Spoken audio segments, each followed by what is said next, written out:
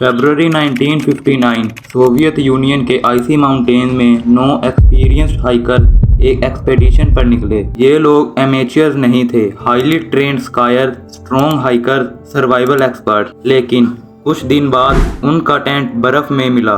Tent अंदर से cut था और जो चीज़ रेस्क्यूअर्स ने देखी उसने सबको शॉक कर दिया।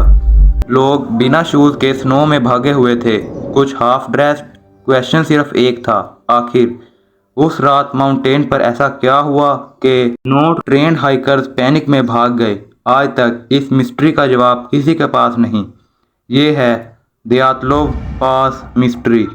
ये इंसिडेंट हुआ था सोवियत यूनियन के यूरल माउंटेन में जनवरी 1959। एक ग्रुप ऑफ 10 स्टूडेंट्स और ग्रेजुएट्स ने डेंजरस स्काई एक्सपेडिशन प्लान की। इनका गोल था माउंटेन और तड़कन तक पहुंचना। ग्रुप लीडर था आइगर ड्याटलोव। आइगर यंग था लेकिन एक्सपीरियंस ट्रैकर था। ग्रुप के सब मेंबर्स फिजिकली फिट और स्किल्ड थे। उनको हार्श विंटर कंडीशन हैंडल करना आता था। ये कोई बिगिनर्स नहीं थे, इसलिए जो बाद में हुआ वो और भी टेरिफाइंग बन जाता है।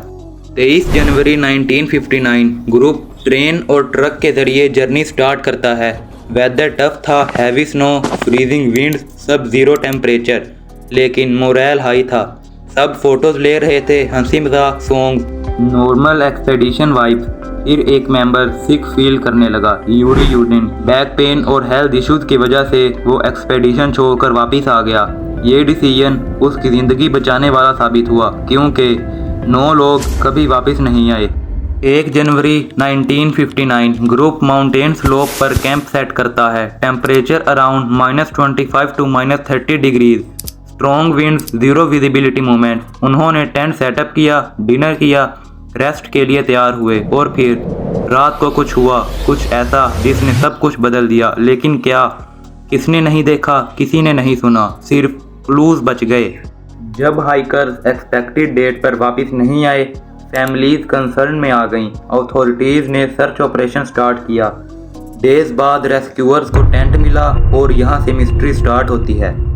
टेंट स्नो में हाफ बुइड था, लेकिन सबसे शॉकिंग डिस्कवरी, टेंट अंदर से नाइफ से कट किया गया था। सोचो, बाहर फ्रीजिंग स्टॉर्म -30 और फिर भी टेंट को किसी ने जिप से नहीं, अंदर से काट कर एग्जिट किया। क्यों? किस चीज़ से इतना पैनिक हुआ? सर्चर्स ने फुटप्रिंट्स देखे। 9 लोग टेंट से निकलकर नीचे फॉरेस्ट की तरफ गए हुए थे। सबसे अजीब बात, कुछ footprints bear foot, socks only, एक शू। नॉर्मल इंसान ऐसे वेदर में वॉलंटरीली बाहर नहीं निकलेगा। इसका मतलब पैनिक एक्सट्रीम लेवल का था या फिर कोई इनविजिबल डेंजर था। फॉरेस्ट के पास पहली 2 बॉडीज मिली, एक ट्री के नीचे नियर फायर रिमेन्स। लगता था कि उन्होंने फायर जलाने की कोशिश की।